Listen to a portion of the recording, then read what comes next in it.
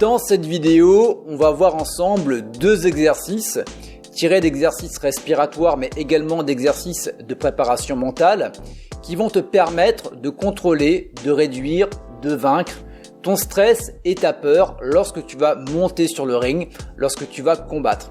Bref, cette vidéo elle est faite pour toi si aujourd'hui tu en as marre de perdre tes moyens le jour J alors que ça fait peut-être des jours, des mois, des semaines que tu te prépares pour cet événement, pour ce combat-là.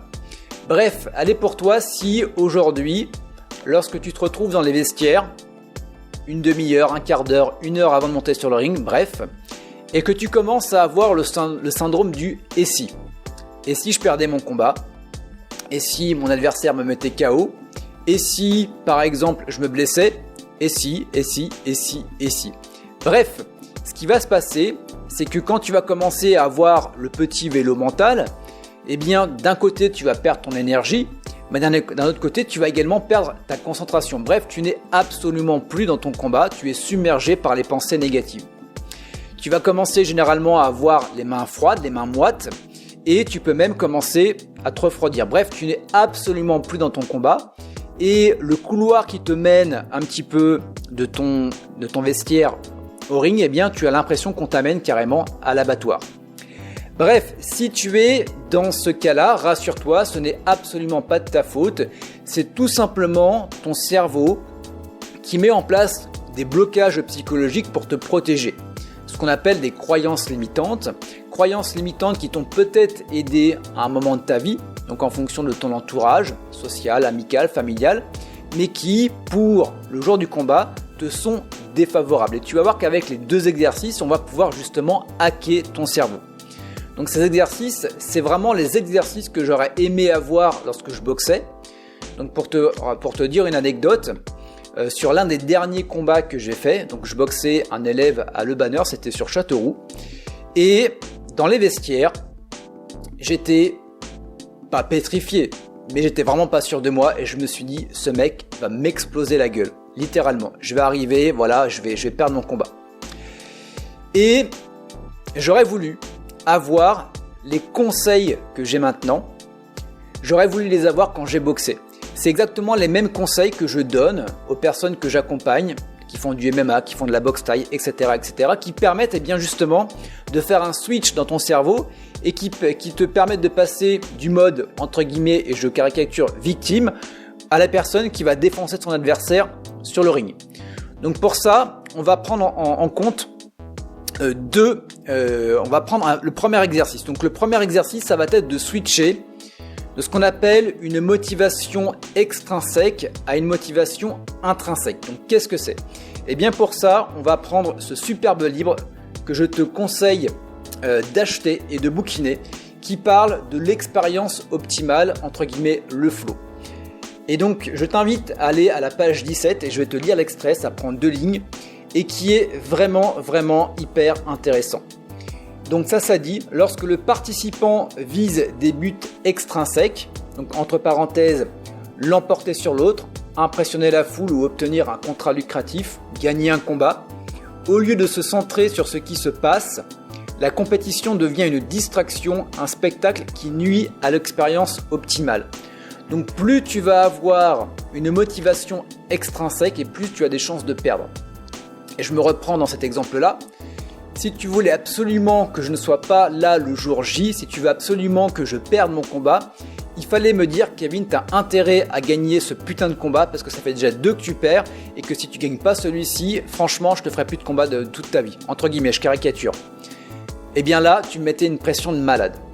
Et eh bien, j'ai réussi à switcher sur une motivation qui va être intrinsèque.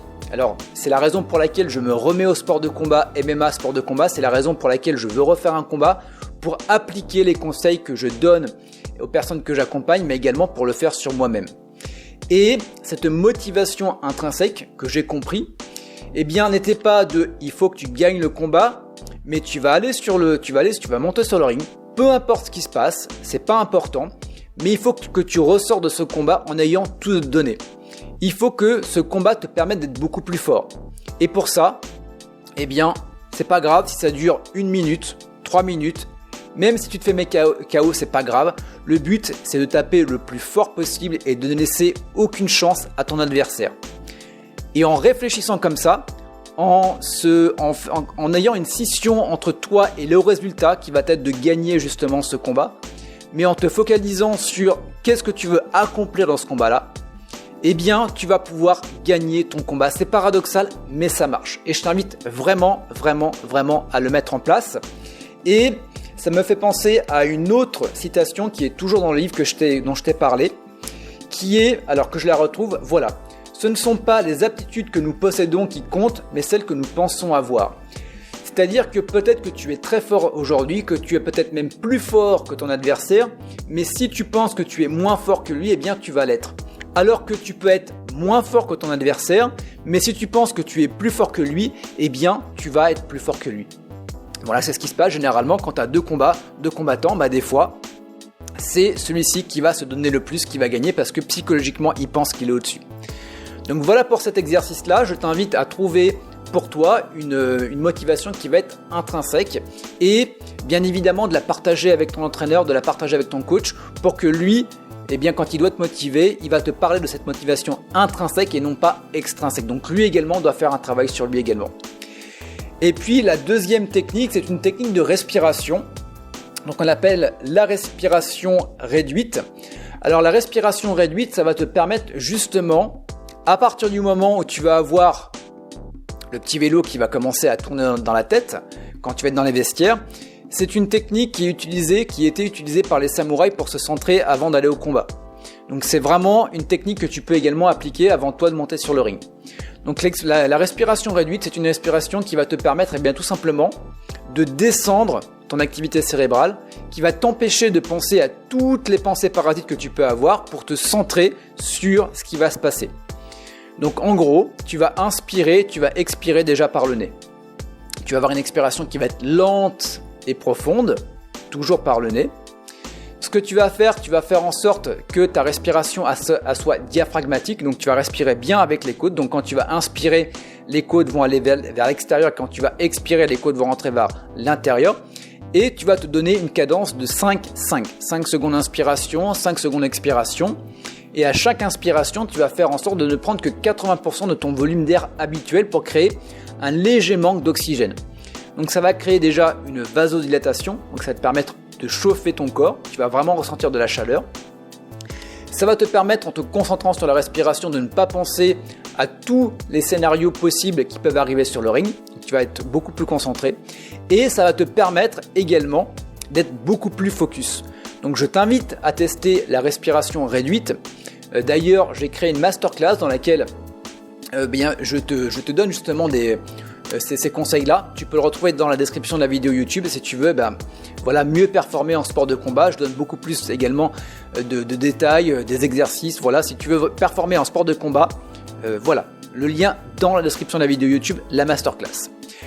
Donc voilà pour ces deux exercices, je t'invite à les mettre en place. Je t'invite également à me faire pourquoi pas un retour dans les commentaires de la vidéo YouTube pour savoir si ça a pu avoir un effet sur toi. Et donc si tu as aimé cette vidéo, je t'invite à me rétribuer avec un pouce vers le haut. Et si tu veux avoir beaucoup plus de conseils pour performer dans les sports de combat, je t'invite également à t'abonner à la chaîne YouTube pour ne louper aucune des nouvelles vidéos. Voilà pour cette vidéo, on se retrouve très bientôt.